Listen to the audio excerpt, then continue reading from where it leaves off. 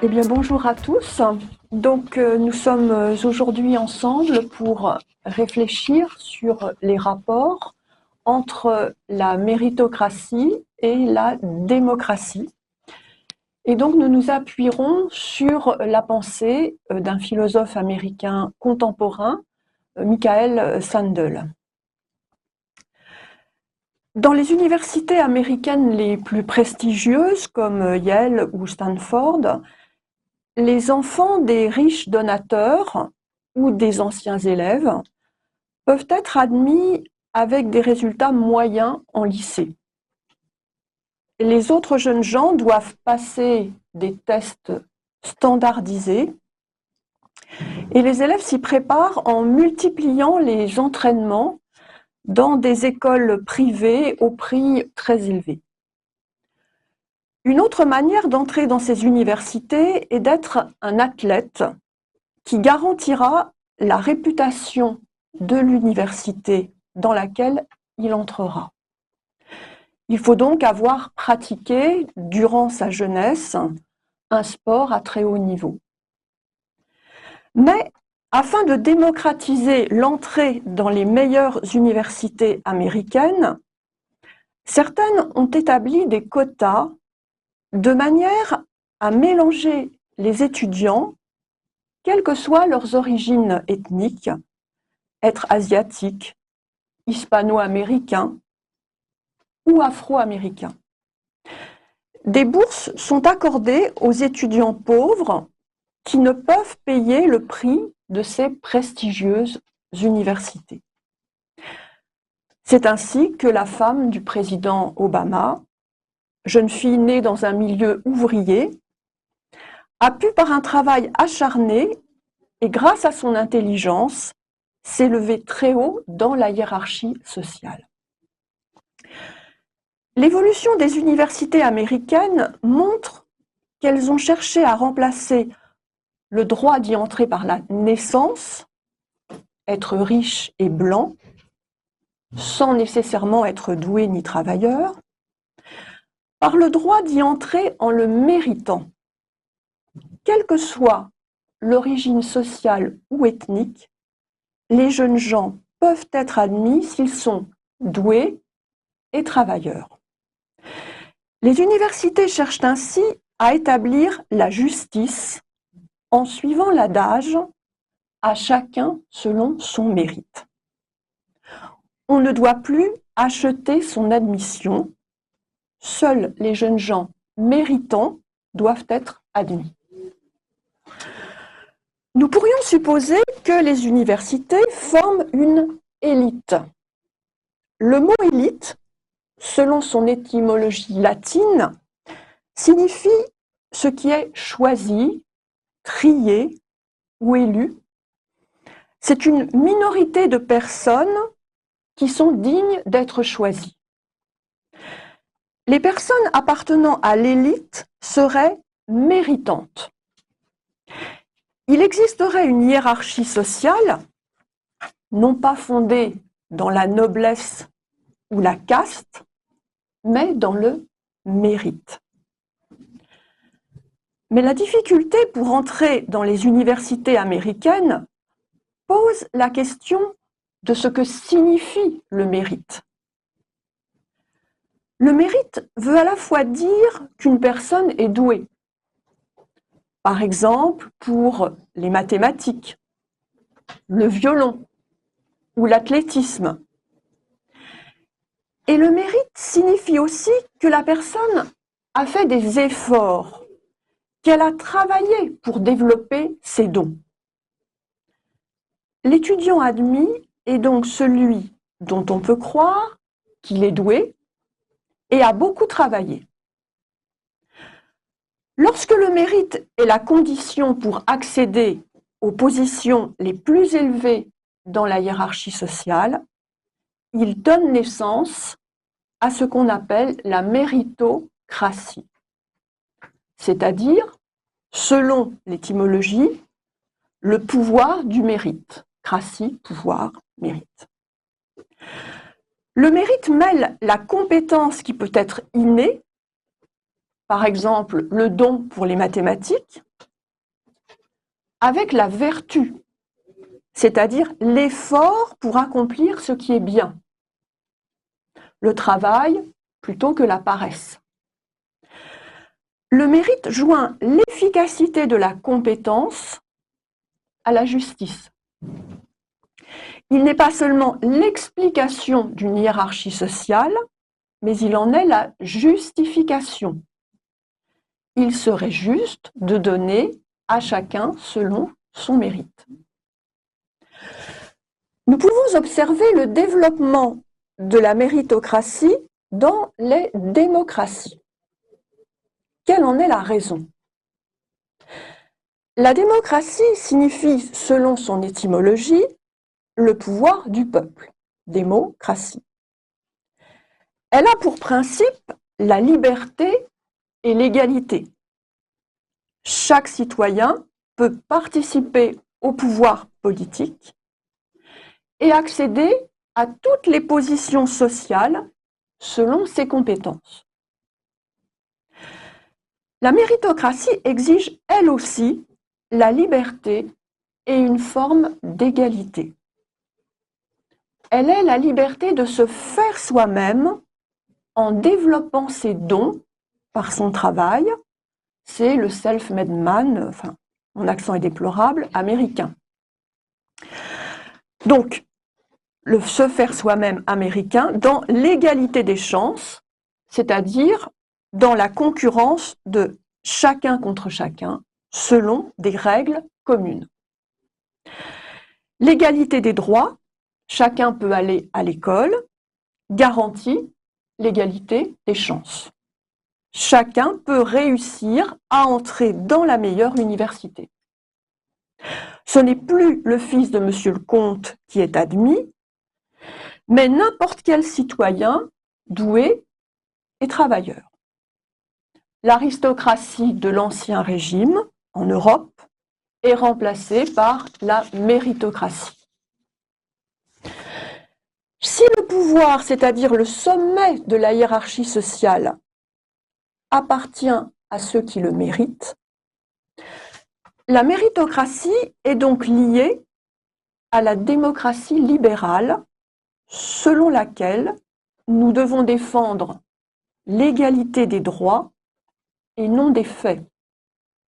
Nous avons le droit de travailler à notre ascension sociale, mais en fait, nous nous répartissons selon différents niveaux de compétences. Le libéralisme veut récompenser le don et l'effort. C'est pourquoi il défend les hauts salaires, la réduction des impôts collectifs, les profits gagnés individuellement. Mais qu'en est-il des rapports entre la méritocratie et ce qu'on appelle la social-démocratie? La social-démocratie, attentive aux plus démunis, veut redistribuer la richesse produite, répartir les impôts collectifs entre tous. Elle veut donner à chaque enfant la chance de pouvoir concourir avec les autres enfants plus favorisés socialement. Cependant, libéraux et sociodémocrates partagent la même idée, à chacun selon son mérite. La social-démocratie défend aussi l'égalité des chances et la mobilité sociale. Elle croit à l'ascension sociale des plus doués et des plus travailleurs. Elle valorise la concurrence de chacun contre chacun dans les limites du droit. Cependant, les relations entre démocratie et méritocratie posent problème si nous valorisons davantage la communauté plutôt que l'individu, la coopération plutôt que la concurrence.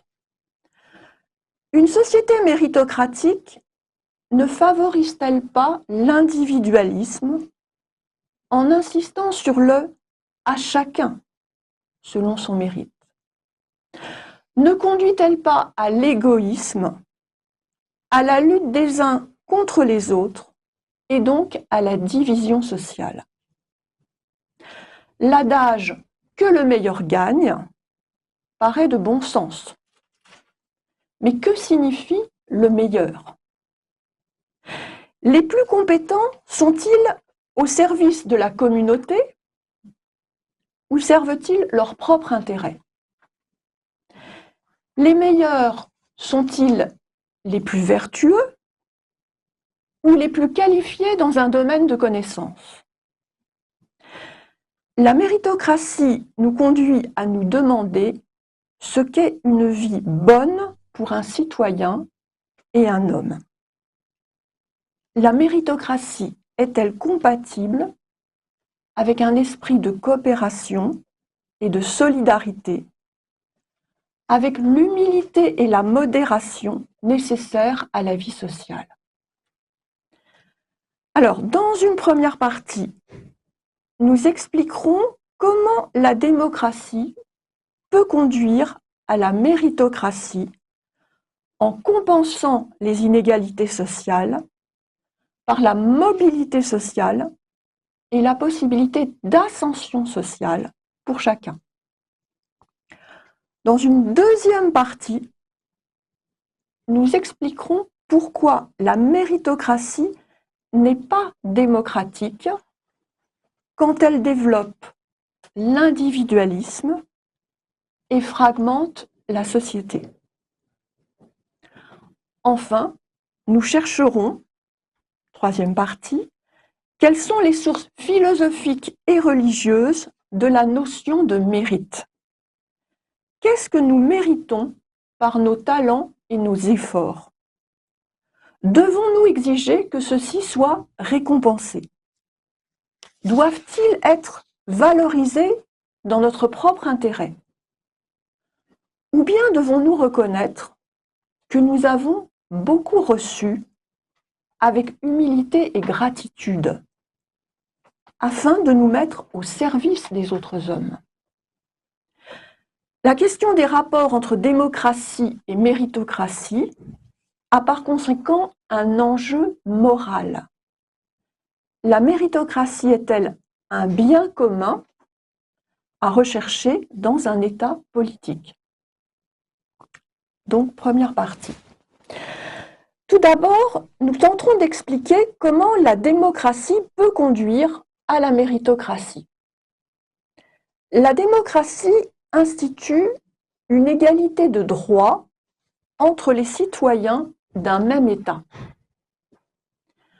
Je cite, « Les hommes naissent et demeurent libres et égaux en droit », dit l'article 1 de la Déclaration des droits de l'homme et du citoyen en 1789.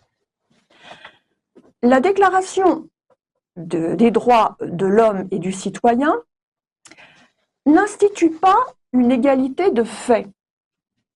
Elle reconnaît les différences de talent et les inégalités de fait entre les hommes. Certains sont plus doués que d'autres en art ou en sciences. Il n'y a pas de justice dans la nature qui répartit inégalement ses dons. Les hommes ne sont pas naturellement égaux. Ils le deviennent par le droit. Ainsi, il est écrit dans l'article 6 de la Déclaration des droits de l'homme et du citoyen, je cite, « Tous les citoyens étant égaux devant la loi, ils sont également admissibles à toute dignité, place et emploi public selon leurs capacités, et sans autre distinction que celle de leur vertu et de leur talent. » Ainsi, dans une démocratie comme la France de la première moitié du XXe siècle, depuis leur plus jeune âge, les enfants sont triés à l'école. Il faut découvrir les plus talentueux et les pousser à développer leurs dons par le travail, en les soumettant à la concurrence des uns par rapport aux autres. On doit faire la preuve de son talent. On ne reconnaît plus la valeur d'un homme à son rang. Il faut donc inventer des mesures d'évaluation de ses compétences. Chacun doit passer des examens et des concours pour les prouver. Chacun est soumis régulièrement à des évaluations chiffrées par des notes. Si la personne ne peut être notée, ses compétences le peuvent. Ainsi, les enfants sont classés, ils obtiennent des récompenses ou des punitions pour leurs dons et leur travail. Les évaluations, pour être justes, doivent être publiques, objectives, entrer dans des institutions avec des jurys spécialisés, des arbitres. Le modèle d'un tel tri est celui du sport de compétition, avec un entraînement exigeant des plus doués, l'élimination des autres pour gagner des championnats et des médailles. La méritocratie distingue ceux qui gagnent de ceux qui perdent, et non plus des castes. S'opposer à la méritocratie, ce serait défendre des privilèges d'appartenance. Être blanc, être riche, être noble. Ce serait justifier des inégalités qui ne sont pas méritées par le talent ou l'effort. La méritocratie est un état voulu par la bourgeoisie qui valorise le travail et l'individu. Chacun peut, par son travail, en faisant des efforts, s'élever dans la hiérarchie sociale. Les inégalités sociales sont justes parce qu'elles sont compensées par la mobilité sociale. Personne n'est enfermé dans son milieu de naissance, aussi bas soit-il. Chacun pourrait devenir président de la République ou milliardaire en montant son entreprise. Cela exige la valorisation de l'instruction. Chacun doit aller à l'école, entrer à l'université, faire de longues études pour développer son intelligence. La méritocratie s'oppose au privilège d'une noblesse qui ne valorisait ni le travail ni l'école.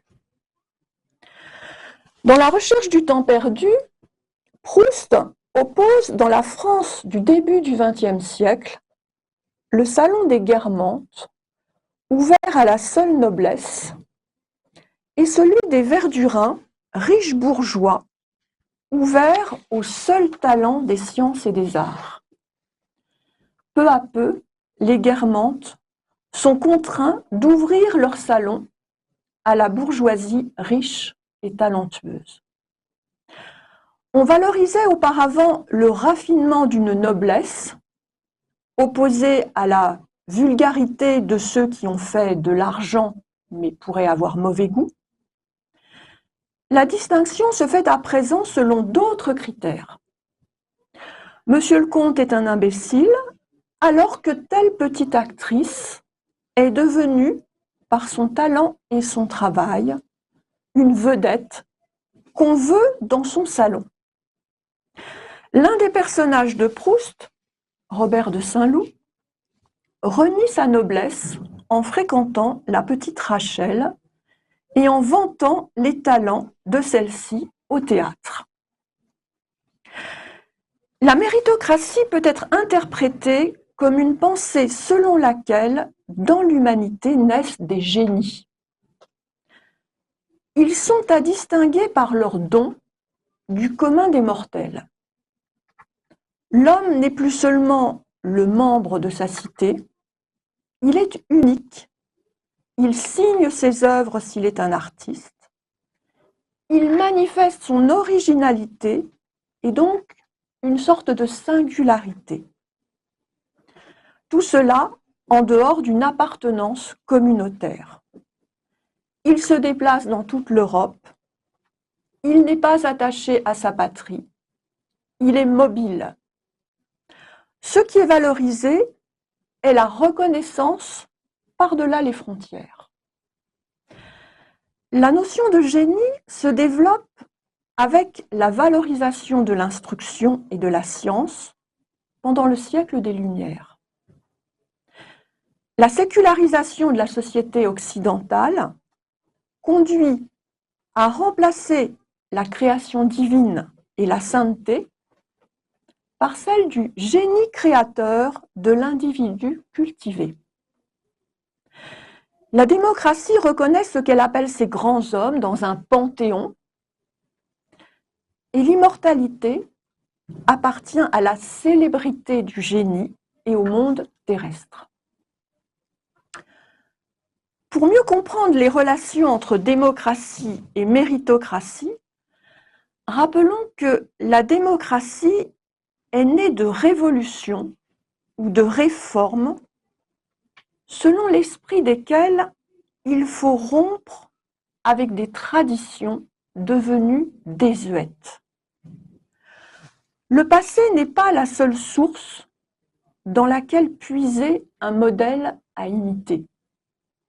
Il faut des ruptures et regarder vers l'avenir. Un nouveau monde peut être bâti.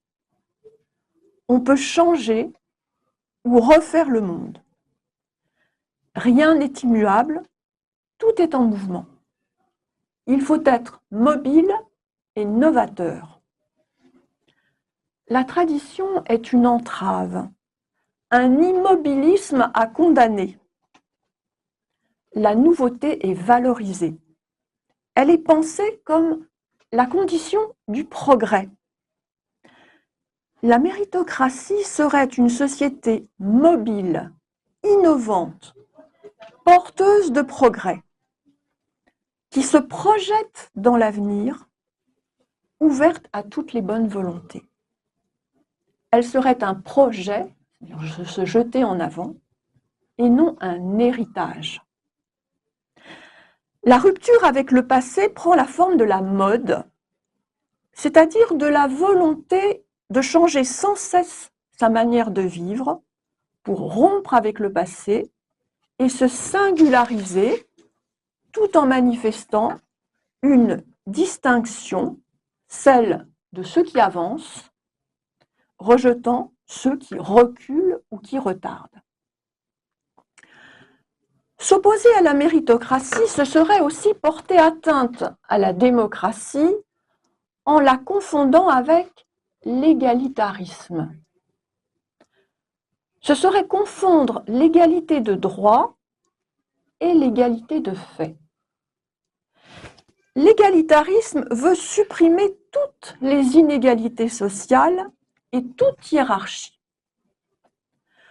Ce serait tomber dans les excès de l'Union soviétique qui avait, dans un premier temps, supprimé les chefs d'orchestre, ou ceux de la Chine maoïste qui envoyaient les intellectuels se rééduquer à la campagne en travaillant dans les champs.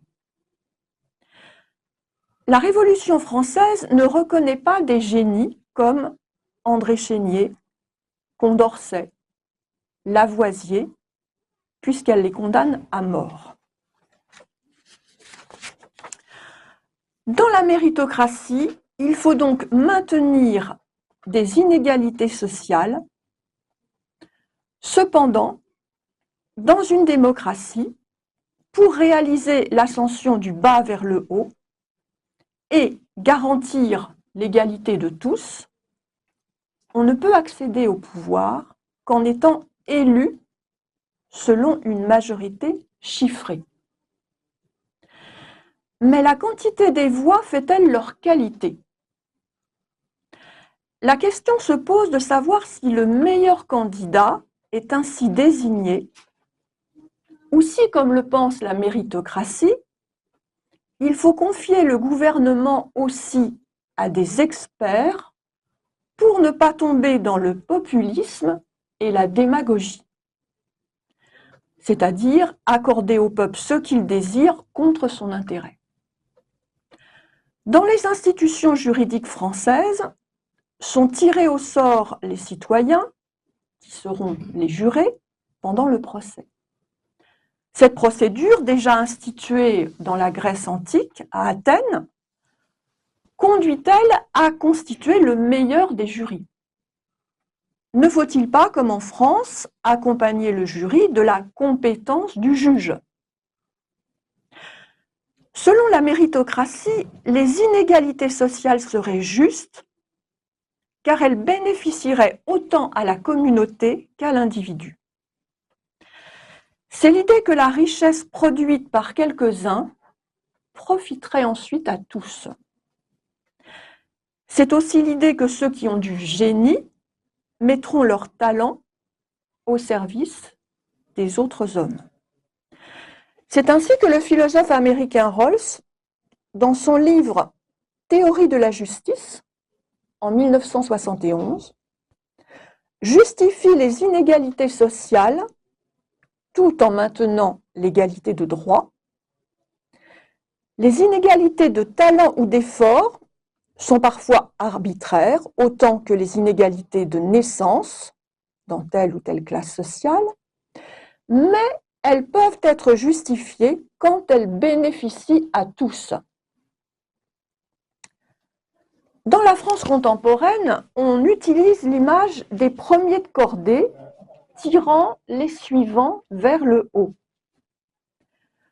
Comme l'écrivait Saint-Simon au XIXe siècle, dans son livre L'Organisateur, il faut distinguer les élites apparentes, celles des frelons, c'est-à-dire de rentiers non productifs comme les nobles ou les ecclésiastiques de haut rang, on est au XIXe siècle, et d'autre part, les élites réelles, celles des abeilles productrices de richesses, comme les industriels ou les savants. La méritocratie se veut l'espoir pour les plus bas placés dans la hiérarchie sociale de pouvoir connaître une ascension sociale. Le déterminisme social est chacun peut, s'il le veut, sortir de son milieu. Lui dire qu'il est impossible pour lui d'en sortir, c'est le désespérer et le conduire à se penser comme une victime qui ne peut se sauver qu'avec l'aide des autres et de la société. C'est rendre les personnes passives, résignées ou aigries.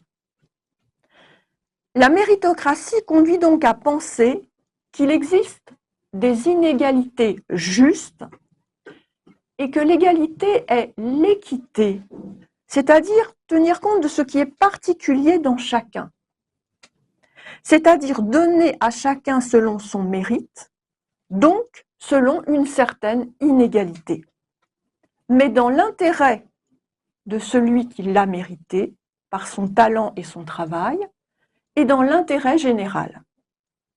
On ne doit pas accepter n'importe quelle hiérarchie, ni se révolter contre toute hiérarchie, mais établir une hiérarchie du mérite.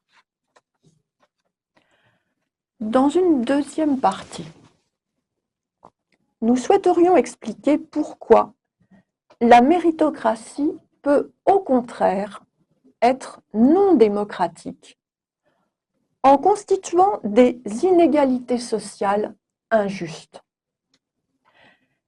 Elle valorise l'individu au détriment de la communauté sociale et politique. De manière paradoxale, elle constitue une caste fermée sur elle-même, elle fracture la société. En 1958, donc ça commence à remonter, le sociologue britannique Michael Young, dans son livre L'essor de la méritocratie, décrivait la méritocratie non comme un idéal, mais comme un danger social et politique. Il prédisait, donc on est en 1958, il prédisait que les classes sociales les moins éduquées, suivant une politique populiste, se révolteraient contre les élites méritocratiques.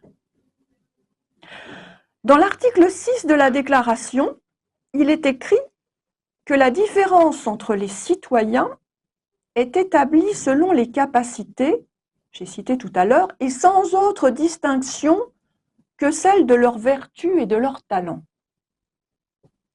Il serait intéressant de s'interroger sur le terme de vertu.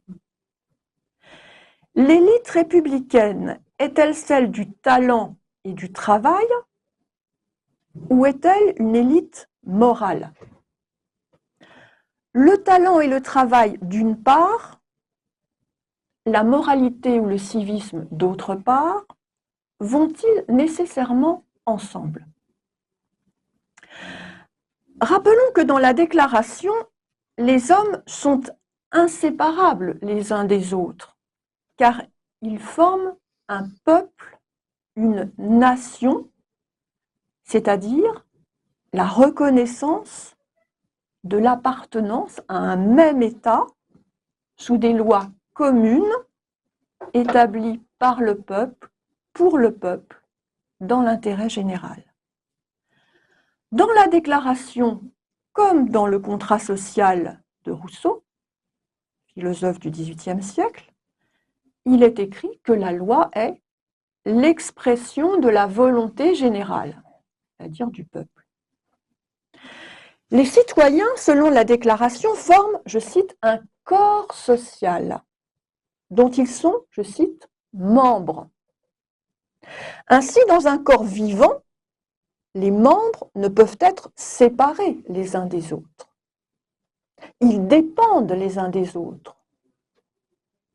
Ils coopèrent les uns avec les autres et visent la santé du corps entier.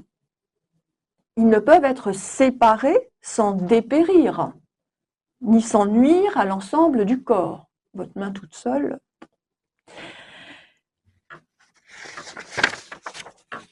Le philosophe américain Michael Sandel dénonce les maux de la méritocratie. Sandel appartient à une philosophie américaine contemporaine, celle des communautariens, qui n'a aucun lien avec le communautarisme, puisqu'il ne faut pas, selon les communautariens, se replier dans une communauté religieuse ou ethnique, mais au contraire faire preuve de civisme en se reconnaissant membre d'une cité politique. Aux USA, les communautariens s'opposent à une autre philosophie, celle des libertariens, défendant le néolibéralisme. Selon la philosophie des libertariens, la liberté des individus doit être la plus grande possible. Selon cette philosophie, l'état de droit n'existe que pour la défense des libertés individuelles. Les engagements associatifs ou sociaux ne s'imposent pas, mais appartiennent à la liberté de chacun. Ils font partie de la vie privée. Nous pouvons nous rappeler le discours de Margaret Thatcher disant qu'il n'existe pas de société. Ce qui signifie qu'il n'y a que des individus ou des groupes d'individus. Nous ne formons pas une seule et même société, un vivre ensemble. La pensée néolibérale des libertariens est-elle compatible avec une politique du bien commun?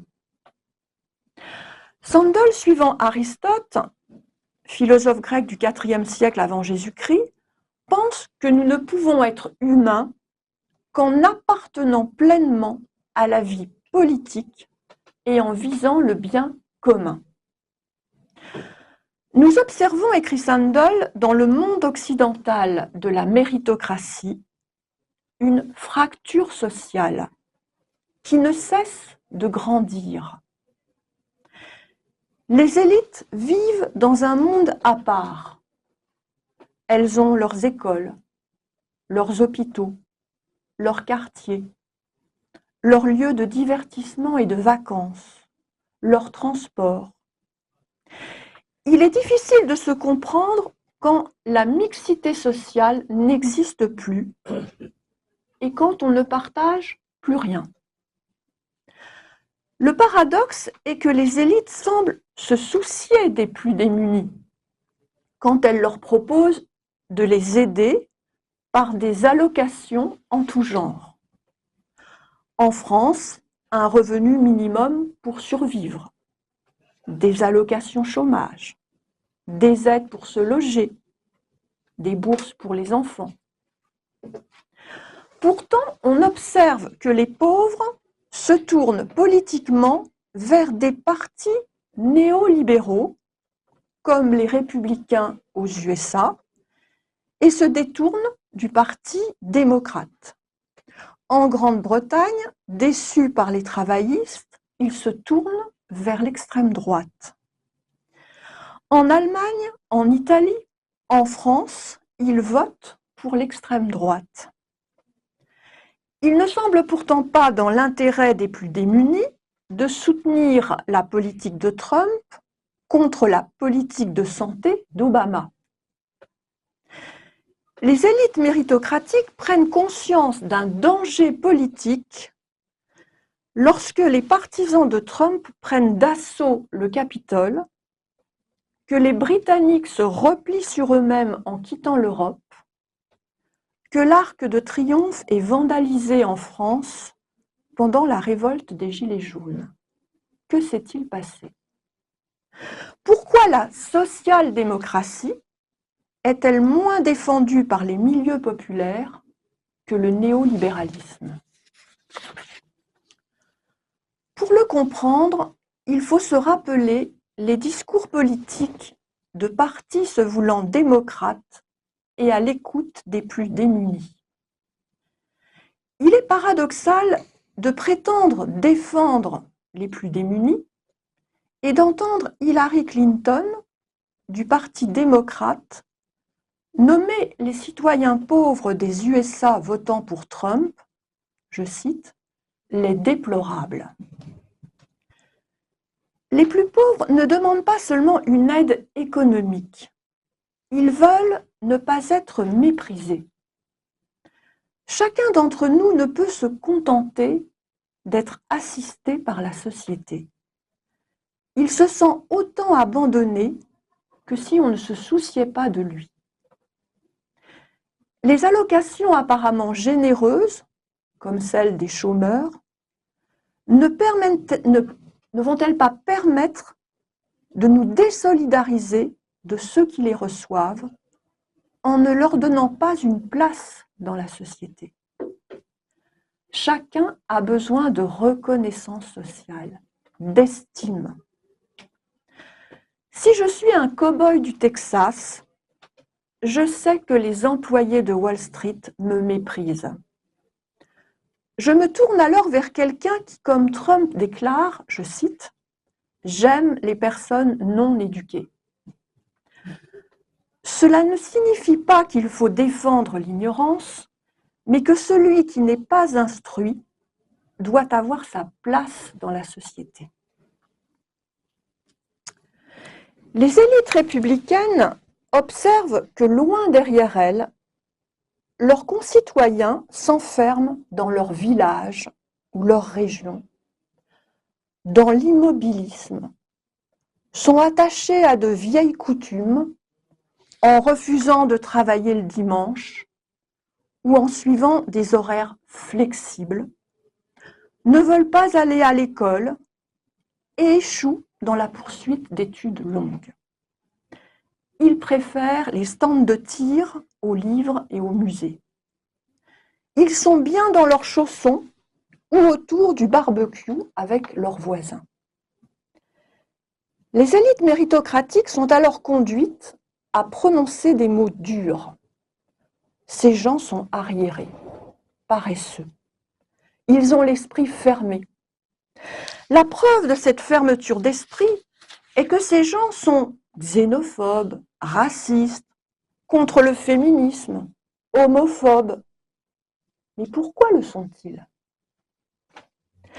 Il faut tout d'abord comprendre que la méritocratie est beaucoup plus dure à vivre que la société de rang ou de caste quand on est placé en bas de la hiérarchie sociale. En effet, dans une aristocratie de naissance, le pauvre petit valet peut se dire qu'il n'a pas eu de chance en naissant fils de valet et que son maître a eu de la chance en naissant fils de duc.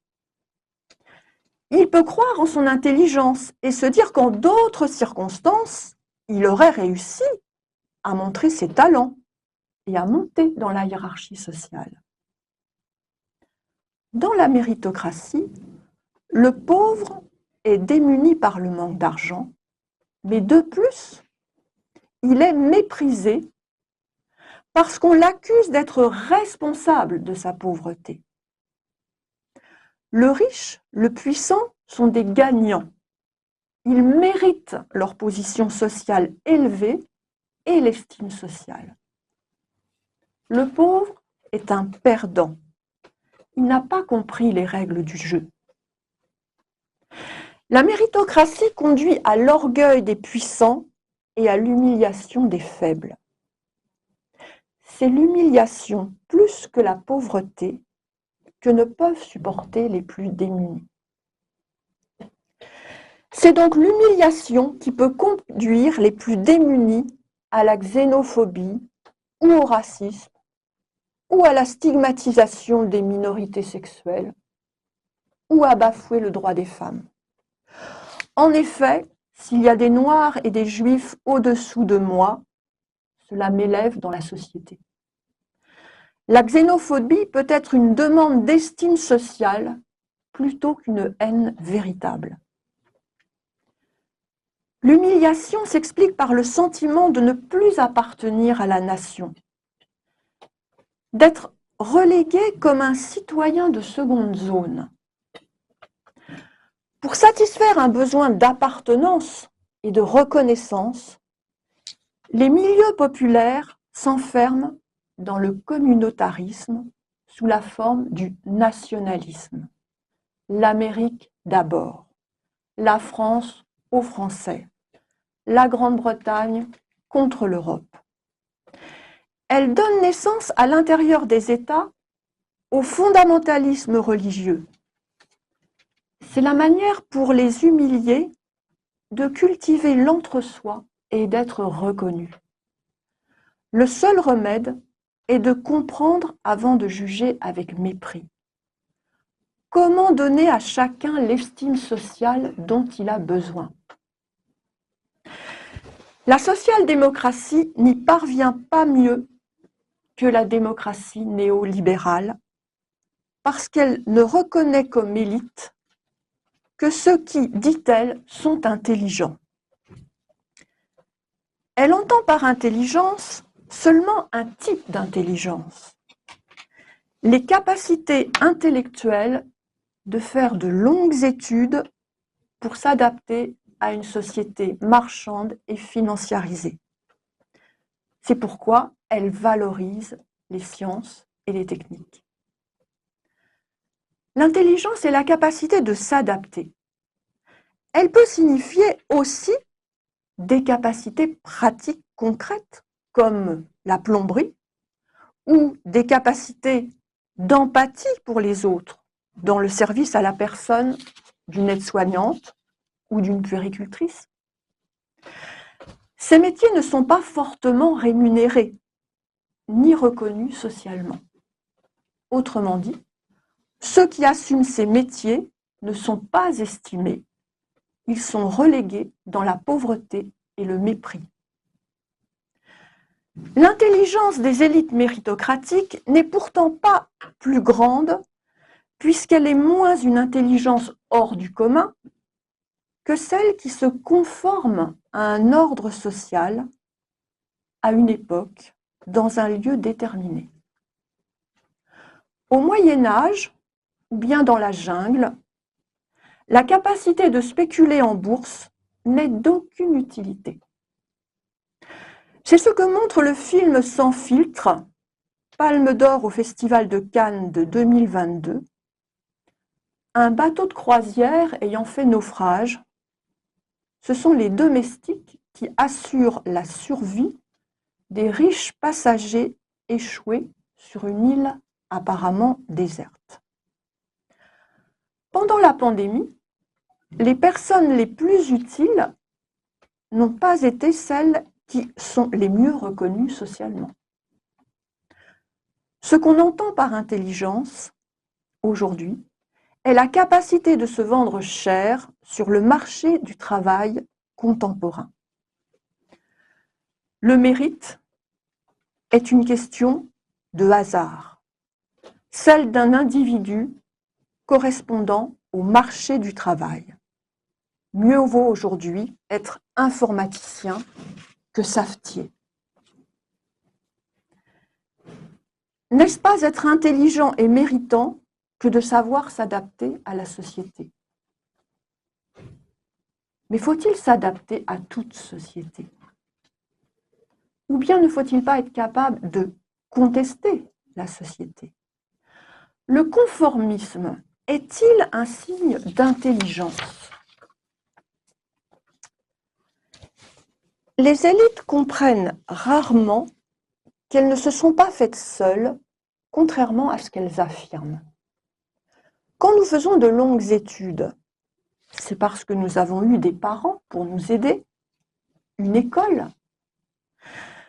Sama Karaki, neuropsychologue, explique dans son livre « Le talent est une fiction », c'est le titre, que Mozart, aussi exceptionnel soit-il, est né dans une famille de musiciens, a été éduqué à la musique depuis son plus jeune âge. Nous sommes en dette envers la société et nous devrions nous demander ce que nous lui devons. Nous devrions manifester notre solidarité en payant nos impôts plutôt que de vouloir échapper à l'effort commun pour financer des biens publics.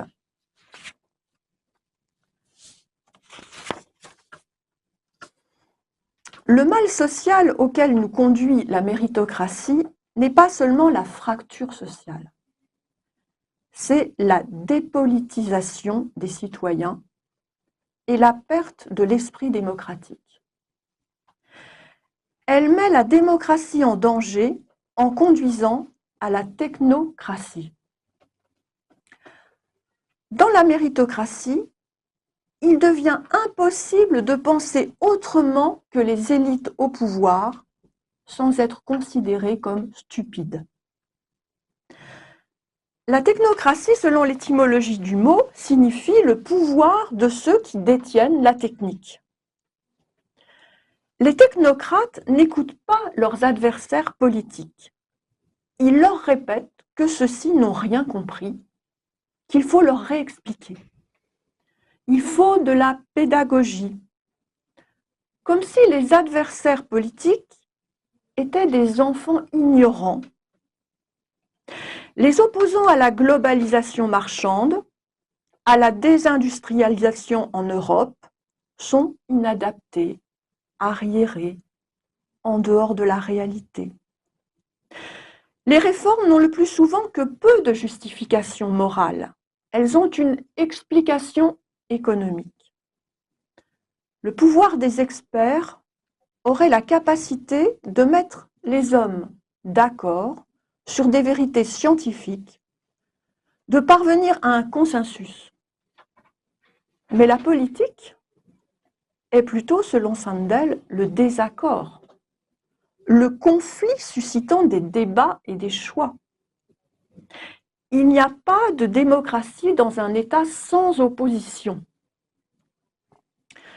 Cette manière de penser propre aux élites technocratiques les conduit à considérer qu'il n'y a plus des pensées politiques différentes entre lesquelles débattre et réfléchir, comme une gauche et une droite en France, ou républicains et démocrates aux USA. Il y a seulement ceux qui ont compris, qui sont intelligents, et les autres. Les intelligents gouvernent en suivant ceux qui savent, des experts. Si par conséquent, nous n'avons plus de choix politiques à faire, à quoi bon s'y intéresser? La démocratie, au contraire, repose sur l'idée que personne ne détient la vérité et que s'il y a des vérités scientifiques, elles ne nous disent pas ce qui est bien ou mal pour autant. Savoir ce qu'est l'énergie nucléaire ne dit pas s'il faut la développer ou pas. Cela relève d'un débat politique et d'une prise de décision. La méritocratie préfère ne consulter le peuple que pour entériner ce qu'elle a décidé elle-même. Il en va ainsi, pour certains, du traité de Maastricht, refusé par le vote du peuple, puis malgré tout accepté par le traité de Lisbonne. Pourtant, la politique n'est pas tant la capacité de distinguer l'intelligence de la stupidité que de faire la différence entre le juste et l'injuste, le bien et le mal. Pour redonner à chacun l'estime sociale qui lui est due et recomposer une nation, il suffirait de comprendre la nécessité de chercher ensemble le bien commun. Quel que soit le métier, le salaire, le rang social, chaque homme a une conscience morale et peut réfléchir sur ce qui est bon ou mauvais pour lui et les autres. Nous sommes tous égaux dans le civisme, c'est-à-dire dans l'intérêt que nous pouvons porter à la vie commune de notre société. Si des individus riches et puissants sont indifférents et ne poursuivent que leur intérêt particulier, ce serait défendre au contraire l'estime sociale des plus démunis que de montrer qu'ils ne sont pas les moins capables de civisme et de moralité. C'est ce que disait le romancier et journaliste britannique Orwell à propos de ce qu'il appelait, je cite, les gens ordinaires. Rappelons que dans le gouvernement travailliste de 1945, en Grande-Bretagne, 7 ministres étaient d'anciens mineurs. Dans tous les milieux sociaux, nous observons des conduites dévouées et généreuses. La reconnaissance sociale devrait d'abord être celle de ceux qui se soucient de leurs concitoyens. Il conviendrait alors de reconnaître socialement les hommes qui n'ont pas fait d'études parce qu'ils n'avaient pas de grande capacité intellectuelle ou parce qu'ils n'en avaient pas le goût. Les métiers ont tous une utilité sociale et ils doivent être reconnus pour leur participation à la vie sociale. La caissière ou le brancardier doivent avoir l'estime de la société. Chacun doit pouvoir être fier de son travail, ce qui exige d'en avoir un et dans des conditions décentes. Chacun doit pouvoir vivre de son travail. C'est ce que signifient les révoltes des milieux populaires. Ils travaillent et leur travail n'est pas valorisé. Ou bien ils n'ont pas de travail et on les assiste de manière humiliante. Comme l'écrit le philosophe américain Nagel, la méritocratie combat les inégalités de sexe, d'ethnie, de classe, mais elle se fonde dans une inégalité entre ce qu'elle appelle les intelligents et les stupides. Une société politique bonne n'est-elle pas une société qui accorde à chacun une reconnaissance? Dans une troisième et dernière partie, il nous faut réfléchir sur les sources philosophiques et religieuses de la méritocratie en Occident. Celle-ci, malgré son développement contemporain, a une explication théologique.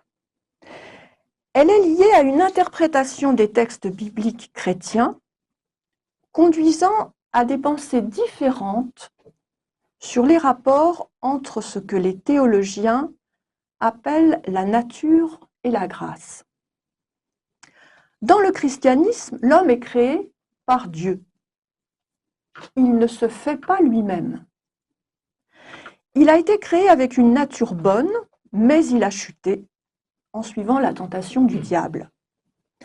Celui-ci dit à Adam et Ève que s'ils mangent du fruit défendu de l'arbre de la connaissance du bien et du mal, ils seront comme des dieux. L'homme chute quand il se prend pour Dieu, quand il prétend se faire seul.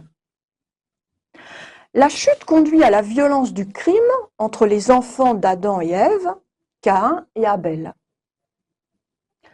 On peut rappeler que quand Caïn tue son frère Abel et que Dieu l'interpelle, Caïn répond « Suis-je le gardien de mon frère ?» C'est-à-dire « Je n'en ai que faire ». Le diable en grec signifie le diviseur, celui qui sépare l'homme et Dieu, qui sépare les hommes entre eux, c'est chacun pour soi.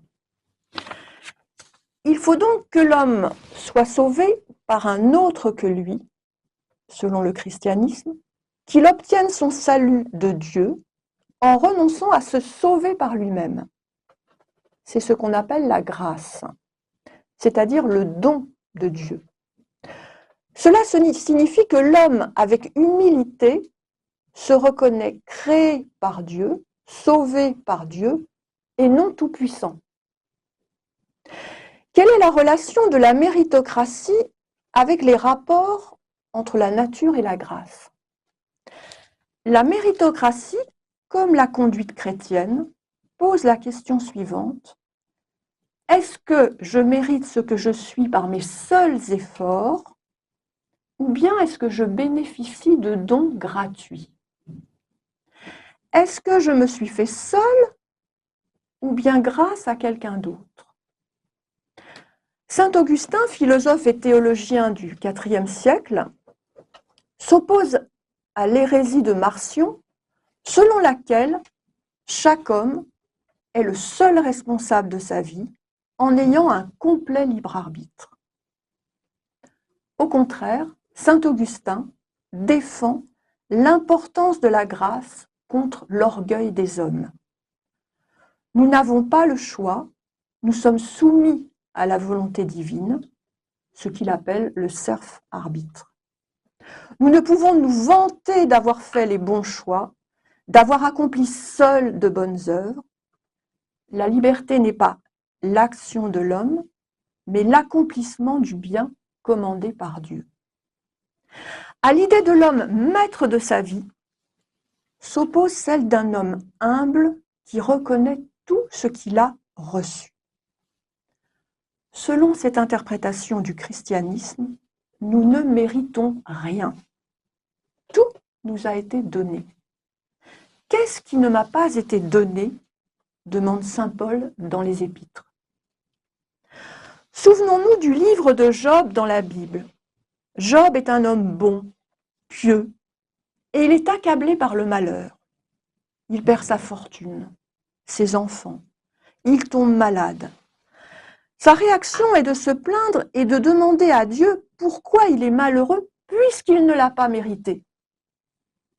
Ses amis lui disent qu'il doit avoir mal agi et que son malheur est une punition divine méritée.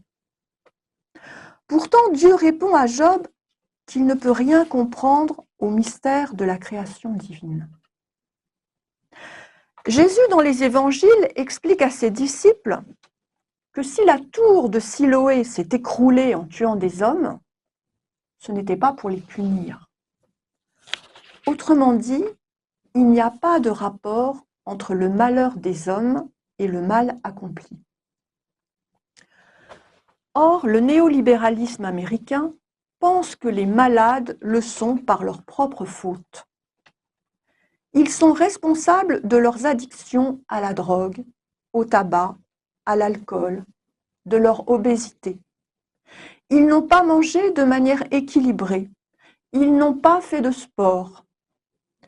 Il serait injuste que les hommes ayant mérité leur bonne santé par leurs efforts payent des impôts pour financer la maladie des autres.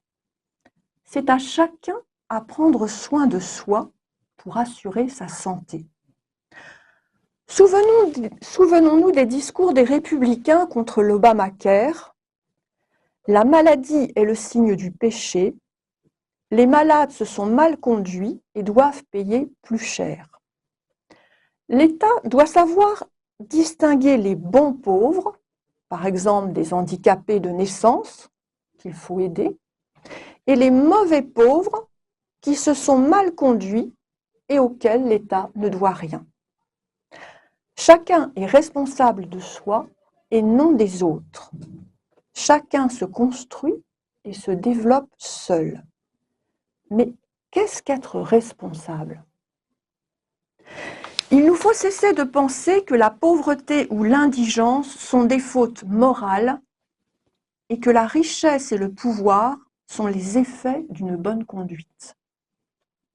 L'échec n'est pas nécessairement le mal accompli et le succès ou la réussite sociale ne sont pas nécessairement la preuve du bien accompli.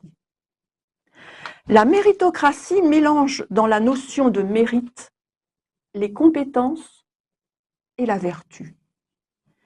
Être haut placé socialement par ses compétences ne signifie pas être un homme bon. C'est pourtant ce que mêle la méritocratie en récompensant les gagnants et en punissant les perdants. Les pauvres sont responsables de leur pauvreté, ils méritent le mépris, et le néolibéralisme américain ajoutera qu'ils ne méritent pas d'être aidés. Les riches méritent de gagner d'immenses fortunes et ils n'ont pas à aider les plus démunis. L'orgueil des uns, l'humiliation des autres, l'estime des uns et le mépris des autres aggravent les inégalités de revenus en fracturant la société et en conduisant à ce qu'on appelle en France le séparatisme. Certains ne pensent plus faire partie d'une même nation sous des lois communes et démocratiques dans l'intérêt général. Ils se replient alors dans le communautarisme, dans leur communauté ethnique ou religieuse. Soulevons un paradoxe. Si la méritocratie pouvait réaliser ce qu'elle juge bien, l'égalité de droit rejoignant l'égalité de fait dans une social-démocratie qui aurait parfaitement éduqué tous les citoyens, il se pourrait que cette société soit mauvaise. Si tous sont égaux, de quoi se sentent-ils responsables sinon d'eux-mêmes ? Quelle solidarité est encore nécessaire ? L'égalité de fait pourrait conduire à la guerre de chacun contre chacun, dans un combat acharné pour se distinguer. La société n'est pas la somme d'individus égaux, mais indifférents aux autres, un chacun pour soi. La société est ce qui relie les hommes entre eux et la reconnaissance d'une dépendance. Dans la méritocratie, à l'absence de solidarité, s'ajoute la souffrance de devoir se faire seul et de se soutenir de ses seuls efforts. L'absence de compassion conduit à porter sur soi un jugement sévère, à se déprécier et pas seulement à se vanter. À la joie de gagner succède la dépression du perdant.